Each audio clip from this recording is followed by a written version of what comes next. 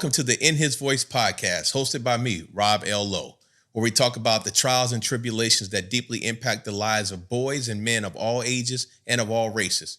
But we don't ever bash women. We talk about those things from the bedroom to the boardroom, from the playground to the stadium, and everything in between.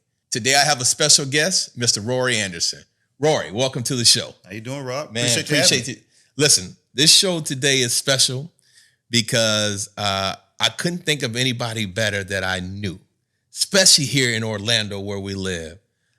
We're going to talk about the challenges of working in corporate America while managing the responsibilities of being a father, a husband, and if you're comfortable, man, being a black male trying to do this. So, man, I'd love for you just to talk about, provide a little bit of background about yourself, where you're from, what do you do, and then we'll dive into it. All right, appreciate it. Once again, my name is Rory Anderson. Known Rob here for about 10 years. I'm originally from Columbia, South Carolina. I'm a son, twin brother. I have a identical twin. So, and I also have an older brother. Went to the University of South Carolina, got my degree in accounting, and I've been working at Pepsi now for about 17 years. Yeah. Also own a tutoring service, tutor middle school math for students, and I've been doing that for about 4 years now. It's all virtual, called Anderson Tutoring and Mentoring. And have a wife and 3 kids, and our daughters have been known each other for a while. So that's me in a nutshell. All right, and you mentioned you work for Pepsi. You work for Pepsi. How long you been at Pepsi? 17 years. 17 years. Yes, sir. Same job? I mean, same company since you graduated? Not same company. I worked at Bank of America when I first graduated from college, and then I worked for Wachovia, which is now Wells Fargo. Okay. But Pepsi was like my third company, so I've been with them ever since. So. All right. Now listen. I'm gonna dive a little deeper because there's some facts that are pretty cool. You were a track athlete in college. Not in college, high school. In high school. High school, yes, sir. And you or your wife, Jamaican? My wife has some Jamaican roots, yes. Okay. All right. Her side of the family. His daughter is my daughter's best friend, and they always talk about that, listen to Jamaican music, so that's why I had to put it in there. Absolutely. Man, listen, I've been knowing you for 10 years, and even though there's a little bit of an age difference, I've always felt like, dude, you were the model father. I appreciate that. Model father. Like, dude, like your parenting style, your parenting ability, the level of support that you gave Cam, that you gave Royce, and little Lily over there. Dude, I wonder how you managed that. And by the way, you work for one of the most intense companies in the country. Like, and I say that, I've never worked there, but I know people who came from Pepsi, right? And Pepsi is known for hiring really, really smart people. They are. Very analytical, very driven. The Pepsi culture, there is no halfway. Either you're in or you're not. That's exactly right. Right? And so I'm probably going to have a guest on later down the road, a friend of mine from Pepsi. But for you, I'll start off with easy questions. Man. Okay. I'll start off with easy questions. What's the greatest joy you have being a father and being a husband at this stage in your life? I will tell you the greatest joy is just seeing them be successful. Okay. And seeing them take joy in what it is they love, right? So my daughter Cameron, she's an engineer. She's successful. I look at that as an extension of what we put into her, right? Yeah. And so for me, I take joy in knowing that they're doing what they love. They're being, they're good citizens. And that's what it is. Children are your legacy. Yeah. And that's what my parents taught me. At the end of the day, you leave this earth, they're going to say, well, what legacy did you leave? Mm-hmm. They look at your kids. Mm-hmm. And for me, that's always stood out, is when I'm parenting my kids, understanding that, hey, you have my last name, represented right. Mm-hmm. And part of that is me kind of showing you how to represent yourself in society. So when they see your last name, they know what comes with that. So coming from South Carolina, Yes, sir. right? So Born and raised. you know that's South, right? I'm not gonna knock South Carolina because I'm trying to get sponsors from that state. So any company from South Carolina you want to be a sponsor, I love South Carolina, one of the greatest states in the country. Okay, but seriously, coming from South Carolina, coming from the deep South, man, that's the South, right? Yes, sir. Was there anything that you learned growing up, being from South Carolina, what city you were from, that you say has helped mold you to be the man that you are? Like, were there life lessons or experiences that maybe people who came from other parts of the country or the South that say, yeah, but I learned this because I came from where I came from? That's a good question, Rob. I would tell you this. I'm from. I tell people I'm from Columbia, South Carolina, Yeah. because that is where I'm from. My father is from a little town right outside of Columbia called Hopkins, South Carolina, and it's a little country town, right? But all of my family on my dad's side lives there. We have land there. Okay. The road is named after my grandfather. Oh, wow. So we have land, and so that's my family's land, right? And so growing up, we would always go visit my aunts and uncles. They all stayed on the same road, right? Yeah, yeah, And very tight knit family. yeah. Growing up, we had a lot of cousins. We had a very big family. My father had a lot of siblings. Yeah. And so I would just say, for me, growing up in that, and we call it the country, right? We had a dirt road. Yeah.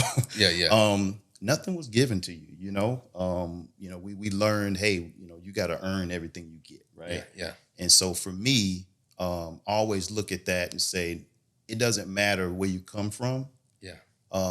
At the end of the day, it's, what do you make of, the hand you're dealt, right? Okay. And so for me, I would say growing up and being in an environment where we got a really tight-knit family, we supported each other. And there was no, bickering and things like that. We all kind of tried to make sure we helped each other up. Yeah. Everybody had kind of the same educational background, which, I would say in South Carolina, it's not always had one of the best educational systems, when you look at the rankings. Yeah. But at the end of the day, we did what we had to do. And I would say, it kind of helped mold me into the person that I am. We all wanted more for ourselves. And you always want to say, hey, if you're parents, you want your kids to do better than you did. Yeah. And my parents said the same thing. Hey, do better than what we did.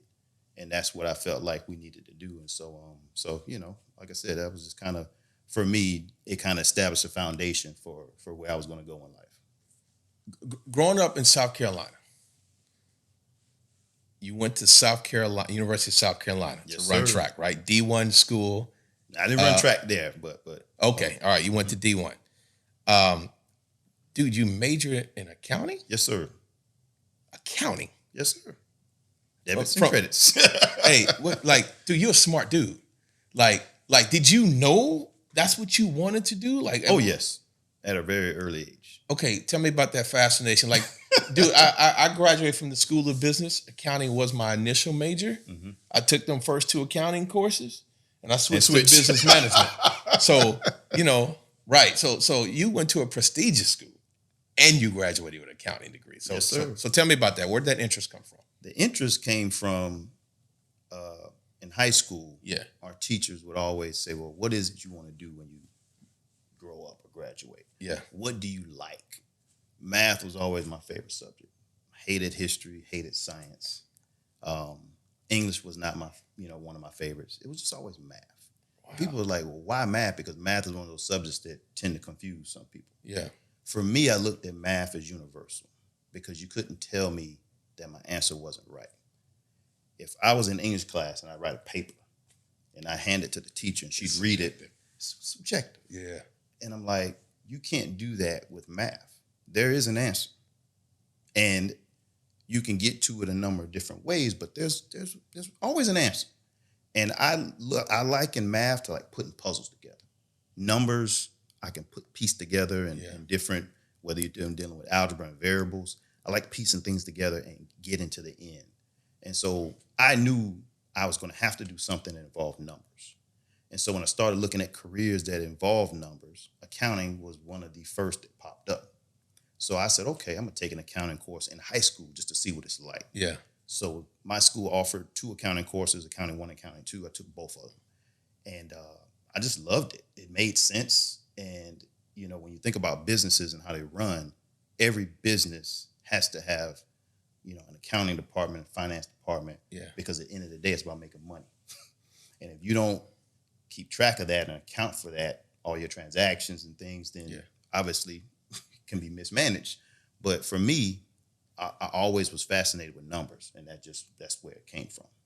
How many Black people on an average were in your accounting classes at University of South Carolina, man? You'd be surprised. It's actually more than you think. For real? Yes, sir. Yes, sir. I mean, I would say percentage-wise, probably 20%, 20 to 25%. Really? Yes, sir. Yes, sir. What percentage of Black kids went to the University of South Carolina? Well, it's pretty well. Now it's a big school now. It I would is. say when we were there back in the late '90s, I would say the overall population of Black students was maybe close to 10%, but a little. But 20% in accounting That classes? was a lot of accounting. Yes. I'm stereotyping because I would have thought you told me 20% in communications and criminology. No, we had quite a few. Trust me. Oh man, that's dope. Yeah, it was quite a few of us. That's dope. That's Yes, dope. sir. How'd you end up in Orlando? Pepsi moved me here, actually. So I started out at Pepsi in the Carolinas, where I grew up, and spent 2 years there. My first 2 years in the Carolinas, and I got promoted to a position here in Orlando, which is where we have our regional headquarters. And so I took the promotion and moved the entire family down here back in 2006, was when we first moved down here. And I've been here ever since. All right, here we go. You're in Orlando. You have a family. You work for Pepsi. Mm-hmm. What was your first, what do you think was your first challenge or barrier that you had to overcome in order to manage the responsibility of being in corporate America and being a father and a husband? That's a good one. Let me tell you, I can tell you this like it happened yesterday. Okay. It was 5:00. I was finishing up for the day. My boss says, "Hey, we got this meeting tomorrow. I'm putting together a deck." And my wife calls me and says, "Hey, I'm running late. Can you go pick up Cameron from daycare?" And I was a lot closer than she was. She worked pretty far. So I said, "Hey, I got some stuff to do too, but I'll see what I can do." I go to my manager. I tell him, "Hey, look, my wife's working. She's not going to be able to get to daycare before 6. I'm closer." So I said, "I'm going to have to, go pick my kid up." Obviously, you don't have a choice. And he looked at me and said, "Well, are you coming back?" And I said, at that point, I knew it was serious. I was like, "Okay, well, yes, I'll come back once my wife gets home." At that point, I kind of knew what I was getting into. Okay. Because at Pepsi, it wasn't viewed. A lot of the men who worked there didn't have those responsibilities. A lot of my coworkers, guys, their wives didn't work. Yeah. And I was one of the few who did have a wife that worked. Yeah. So the understanding was different. They were looking at me like, "You got to pick your kid up?" Yeah. I'm like, "Yeah." You want to pay that $10 per minute late fee? Well, I got to go get her, you know? And so for me, I knew right then and there I had to kind of manage my perception, because they were looking at me like, "Oh, he's got extra responsibilities." Wow. They didn't have to worry about that. Their kids were already home, or their wife picked them up, and they could stay at work as long as they wanted to. I couldn't do that all the time. And so, it was one of those things where I just had to sit down with my manager and have a discussion, because I could tell right then it was going to be tough. I didn't have family support here, right? We moved here, didn't know anybody. No friends, no family members. So I couldn't call up my brother, or my wife couldn't call up her sister and say, "Hey, can you come pick up my kid today?" Both me and my husband had to work late. We didn't have that. It was just us. That was it. So it definitely was an eye-opening moment. And, I had to learn really quick how to manage the kind of dual responsibilities of fatherhood versus career at an early stage once we moved here. Was your family understanding? They were. Of the challenges that now working for? Yes, they were. Me and my wife had to really sit down and become a team. I think that's what we learned out of it. it wasn't so much about my career or her career. It was like, what about us? Yeah. Right? We got to figure this thing out together. Yeah. Because the dynamics of the traditional household really didn't apply to us, right? With her working, she was in healthcare. Yeah. She worked at a hospital that was, like I said, pretty far away. Yeah. I had to kind of take on some of the responsibility, being the person that was a lot closer to, I worked pretty close to where we lived. So I had to take on some of that to relieve some of the stress on her. And so we just said, hey, tradition doesn't always work, but we're going to figure out what works for us. Yeah. And I think that's where we really started to kind of understand how we could both advance in our careers, but then also be good parents. Yeah. And that means sometimes it's not going to be 50-50. It's not going to be equal. Yeah. Some people will look at it and say, man, you do a lot for a dad. And I'm like, well, I am a parent. Right. But at the same time, there's sometimes where she's doing more than me. Yeah. It's no right or wrong. It's just sometimes it requires different levels of support. Yeah. And based on what she had going on at work during certain periods of time, whether she had to pull more weight or if I had something going on where she had to pull more weight, we balanced it out. Yeah. And that's something that we had to sit down and figure out because we both wanted to progress in our careers. But at the same time, you don't want to neglect your parental responsibilities. And that's where we really had to kind of be on the same page. There are two stories in my life. There's a bunch, but there's two that come to mind. One was a decision that I've made that really, if I could go back and do it over, I wouldn't have done it. Mm-hmm. I used to work for Alcoa. Mm-hmm. And aluminum, but for a packaging plant in Olive Branch, Mississippi. And they sold off our business to another company. Well, in order for me to stay with Alcoa, I had to take a job in LaPorte, Indiana. The new parent company offered me a job with one of their subsidiaries in Memphis, where we live. Mm-hmm. But I was so afraid to leave Alcoa because I had such great success. Right. That I said, look, I got to go take this job. It's with Alcoa, such and such. And what I was insensitive to is my wife had just finished nursing school. Mm. So she had already had a degree, went back to school years later to get another degree, a BSN in nursing. And all the nursing jobs were nighttime. Mm. And we had two girls at the age like of maybe 4 or 5 or 5 and 6. And I had a chance to take a job in Memphis, paying more money than I did in South Bend. It was a job I didn't really want with a company I didn't know, and I was afraid I wouldn't be successful. So I took the job in South Bend. Mm. And 6 months into the role, I had to quit. Wow. They never came up there to visit me. Mm. It damaged our relationship. A lot of hurt came out of that because I robbed her of her ability to go pursue her dream. Mm-hmm. And I did it with good intentions. I did it because I was like, look, I'm afraid that if I'm not successful, I can't provide for y'all. Right.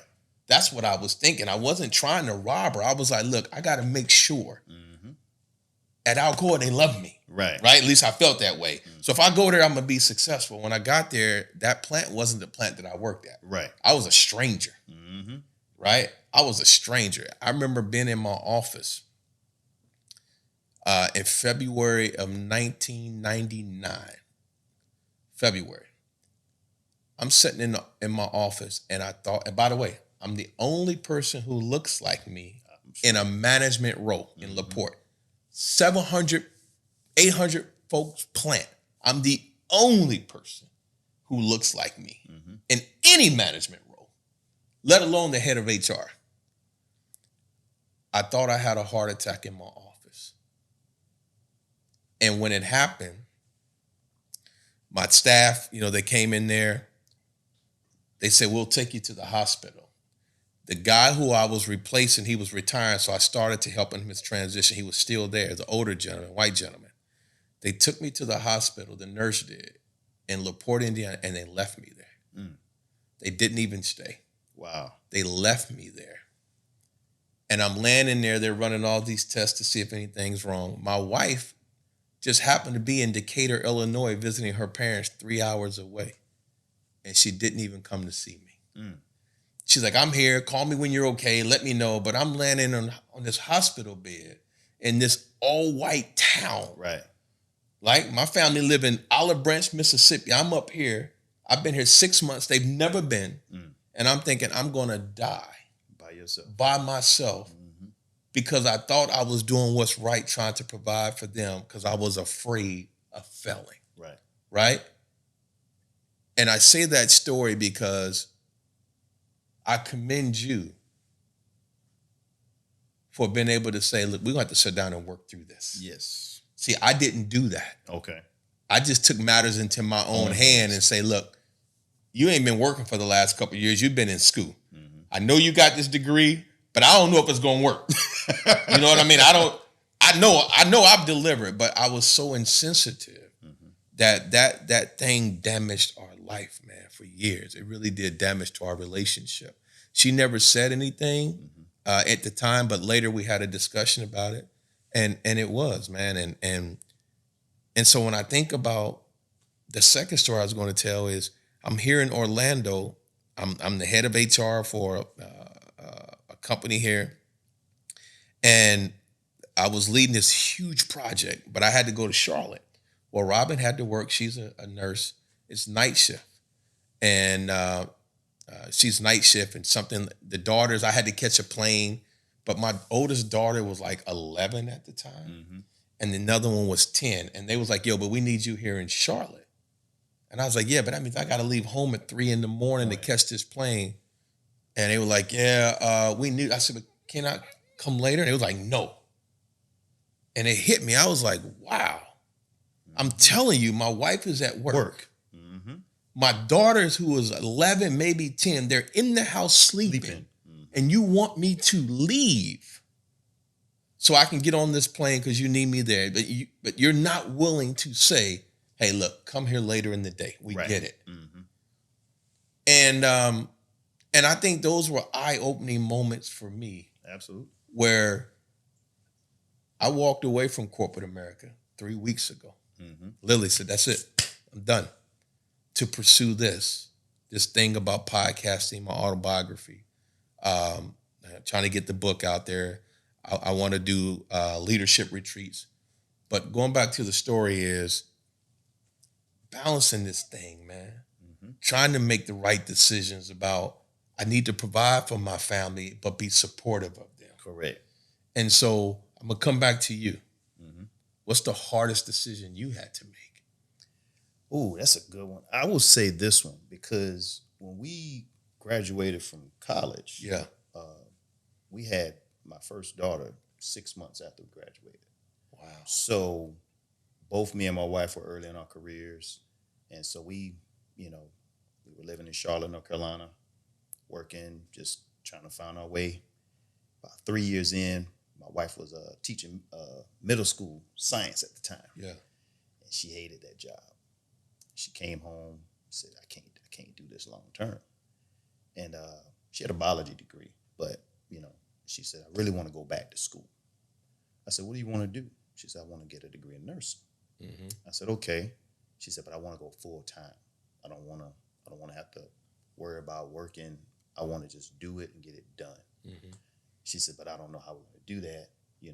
We have a young child and, I need to work. I'm like, no, let's figure this out. So we made the decision that she was going to go back to school. So she got into Medical University of South Carolina, which is in Charleston, South Carolina. We were in Charlotte. So we decided to move from Charlotte back to South Carolina. The problem was, Rob, I couldn't find a job in Charleston. So this is how I got on with Pepsi. Crazy story. So I said, well, Charleston really didn't have the market for what I was doing.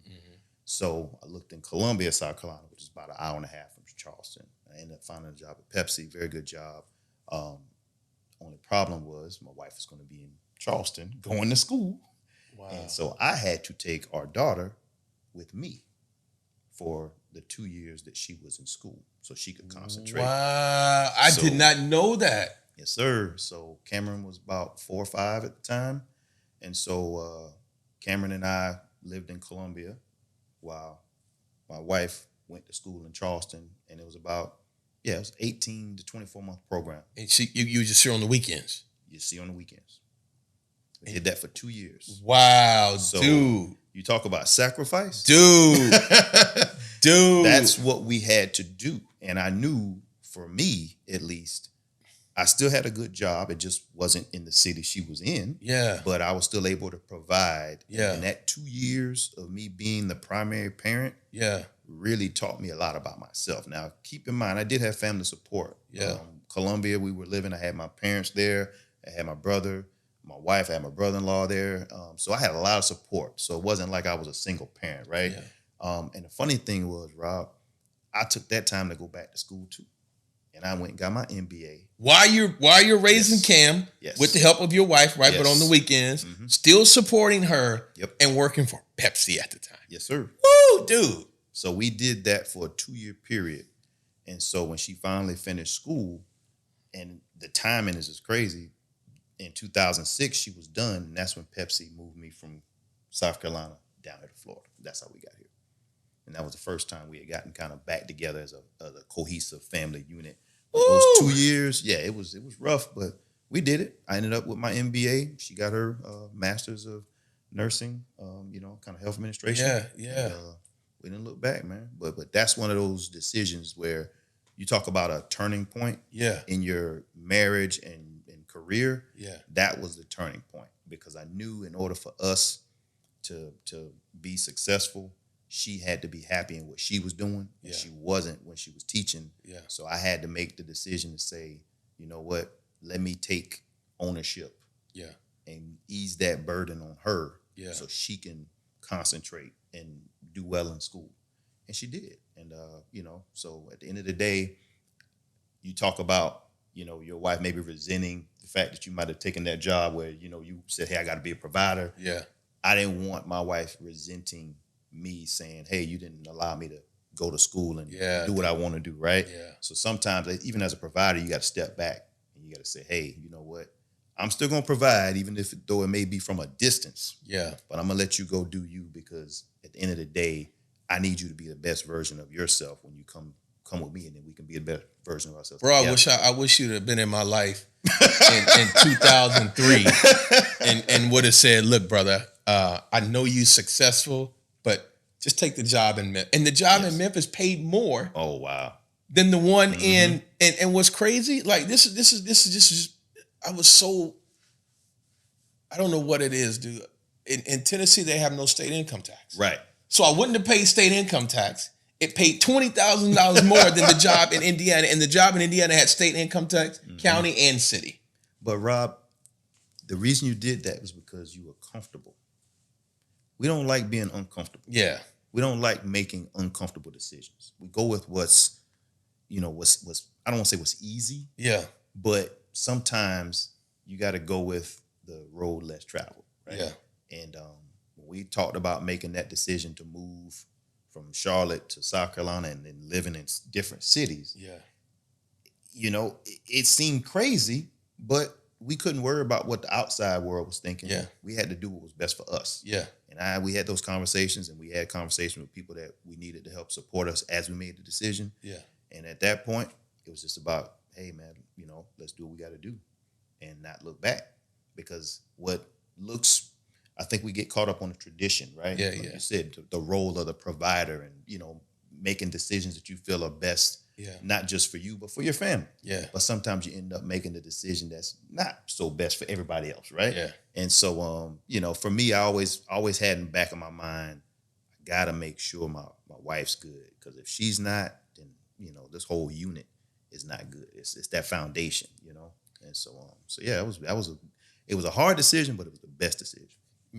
When I took that job in LaPorte and I quit, right? I quit because my health, my family didn't want to move there. I left there. Robin was trying to get a job now because I'm back in Memphis. But I was making 6 figures. I went from making 6 figures to going to the Medicaid office 1 week later, asking, can we get Medicaid so I can get insurance for my daughters? I started my own consulting company, but I didn't have any clients yet. Right. And Jania had asthma really bad. and Trinity was still young. And so I went in. You have to fill out the paperwork. Me and Robin. And I filled out the paperwork and it put down what my income was. And I remember the lady looking at me and Robin, and I said, "Yes, it's true." Mm-hmm. And she's like, "Is this accurate?" I said, "Ma'am, do you think I would really be here asking for Medicaid if I didn't need it?" Right.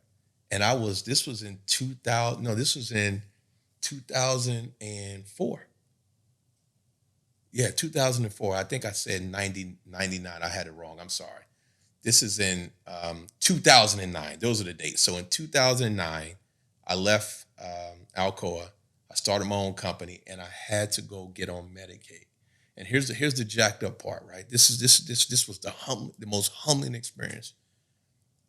I went from having insurance, having six figures, to trying to grow my company. My wife's now trying to get a job because she's graduated, but it's been 8 months since she's graduated and she ain't worked since then. Right. Right?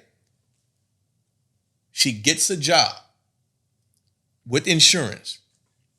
We go to the doctor's office where my daughter had been going to for the last 6 years, 5 years. They know everything about her. We go in there. My wife hadn't started working yet, but she has a job. We go in there. Jania needs asthma medicine.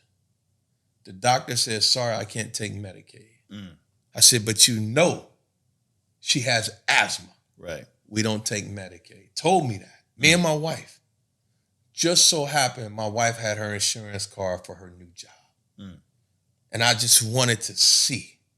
I literally just wanted to see if they would put my daughter's well-being over this. And when the lady at the front desk said no, we couldn't. And the doctor who knew us was standing there. Robin handed them the insurance card, and they were like, "Okay." We can take that. And I looked and I said, "So you will let my daughter stay here not me, not Robin. We're talking about a 5 or 6 year old kid who has severe asthma. You won't treat her? But you'll do it if we give you this." And then that was such, like, those things for me were, they changed the way that I view my role, how important it is to take care of my family, right? And that I'm expendable. Dude, I'm expendable. Like, all the success people see on social media, I tell this, a lot of that stuff that people see is because I asked for forgiveness, not permission, right? But don't get it twisted. They'll find another Rob Lowe. But the years that I lost with my family and my wife and daughters, I've lived away from them 4 times in my career. 4 times. Only one of them did I go do it without her consent. The other 3, I was like, "Should I do this?" She's like, "Yep, go do it. You go do it. So it was an agreement. But even then, it was still hard because I missed out on so much. That's exactly right. Can't get that. You can't get those moments back, right? Dude, I can't.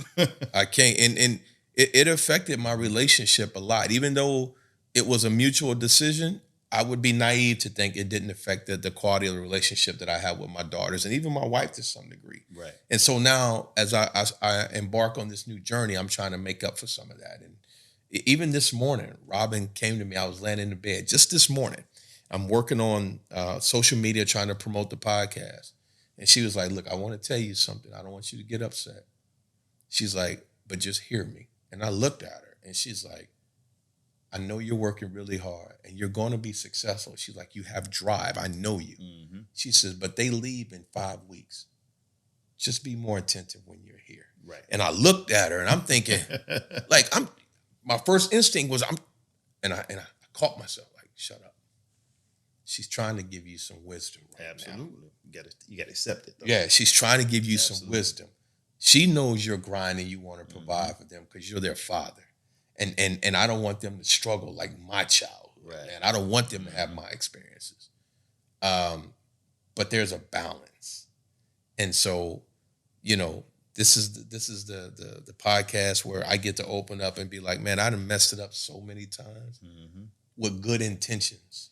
Exactly. With good intentions, and so now she's helping me be like, "Okay, stop.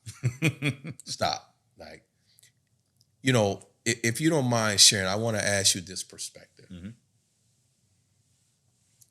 What's the hardest part about working in corporate America now? Man, the Hardest part now, I mean, since post COVID, is just I feel disconnected, right? Yeah. I'm a work from home employee now, so Yeah. I don't go into the office, right? Yeah. So for me, that's the tough part, right? Yeah. We still are effective in our job. We can get what we need to get done via Zoom and that sort of thing. But as far as collaboration and interaction with people, I would say that's probably the toughest part for me. Yeah. Because I do like the interaction, the social aspect of of working. But I would say that's probably the toughest part. But now that my kids are older, right, the balance has become a lot easier, right? Okay.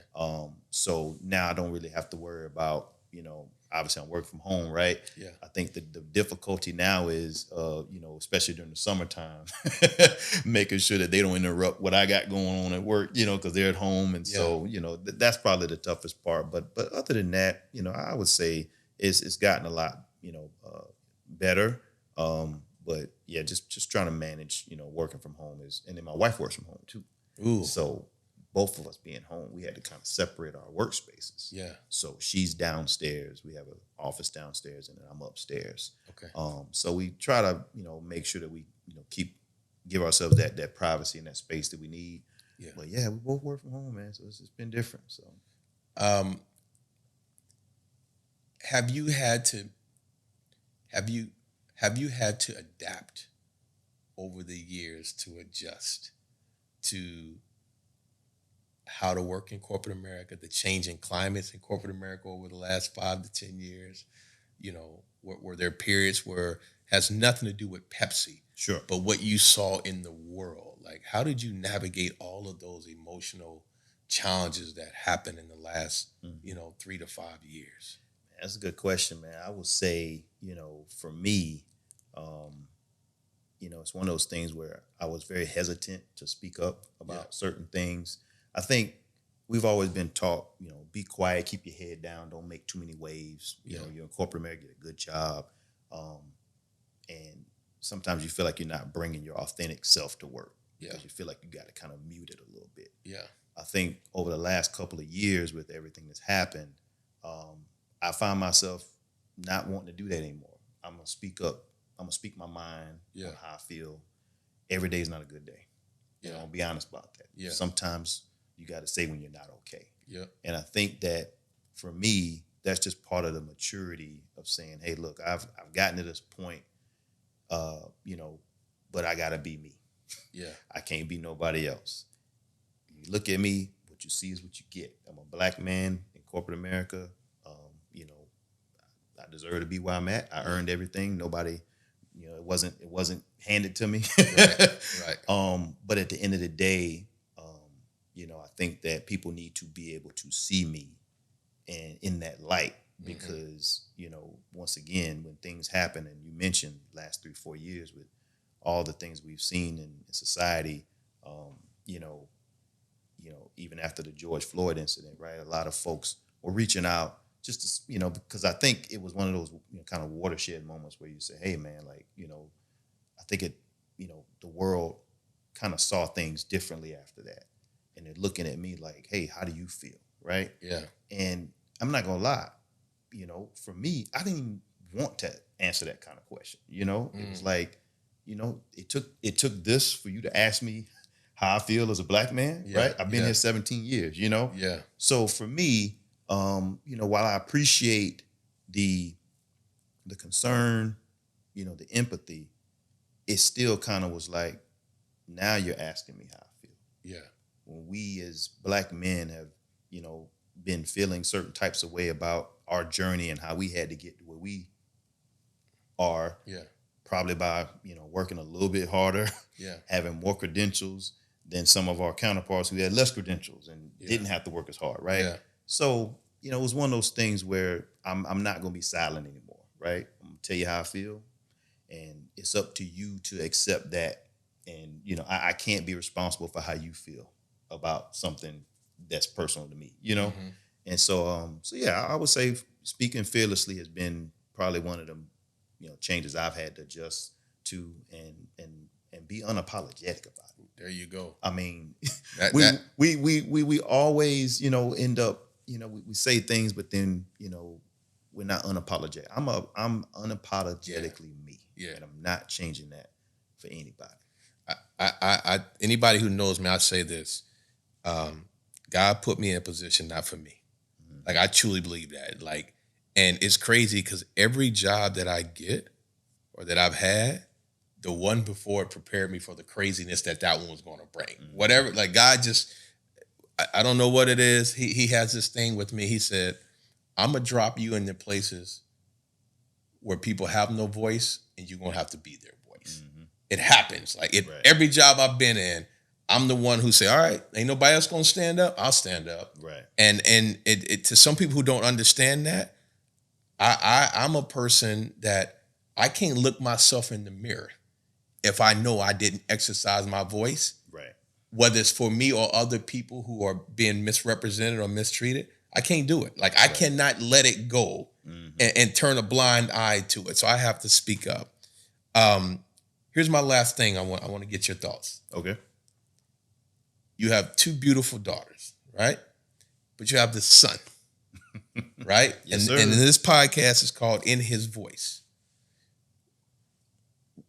What are you imparting in Royce? You know, whatever path he chooses, what have your life lessons as a father, as a corporate, professional? What are some things that you're imparting in him at this stage in his life that will help him later? I think the main thing is just being responsible when it comes to your perception. We didn't have the social media thing growing up, right? Right. We all did some things and made mistakes, but it wasn't broadcast for everybody to see. Everything wasn't documented. Yeah. So teaching him that, hey, you're gonna make mistakes. You're gonna fall along the way. But make sure that, number one, you're making the right decisions and not, you got to be conscious of how you're being viewed, right? Okay. And so for me, I always say, make sure that you're putting the best version of yourself out there. Yeah. And, now I've been telling them about this. We all have a personal brand, right? Yeah. Your brand is what you make it. And anything that you post, whether or not it was something you created yourself, if you post it, it's yours at that point because you put your name on it. Yeah. You put your stamp on it, right? Yeah. And I was talking to him about the situations with Kyrie and Kanye West earlier, just saying how they lost a lot based on just, things that they've done in the media. And so I was like, look, you got to manage your personal brand because your reputation precedes you. Yeah. And people don't understand that. And I said, at the end of the day, all you have is your word. And you got to be able to stand on that. And so, and it goes back to what I said earlier. Like, you got my last name, right? Right. It's not the other way around. You have my name, right? So represent it well, but also, just kind of understand that there's responsibility that comes with that. And so I've been just trying to make sure that he understands that, his life, growing up is just a lot different than what we had to go through. Yeah. There's always challenges, but these are just different challenges. Yeah. So I just want him to be conscious that everybody's watching. Even when you think they aren't. They are always watching.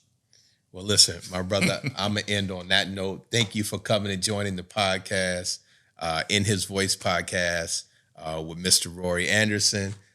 Truly an amazing brother. What you hear is truly who he is. Like the stuff that he tells you and what he said on this show, he actually models it. I see it every day as a father and as a corporate leader. So, brother, thank you. Absolutely. Continue. God bless. Yes, sir. Last minute, show up. That's what a real guy does. Yes, sir. Man. Always. So, all right, we'll see y'all next time. Yes, sir.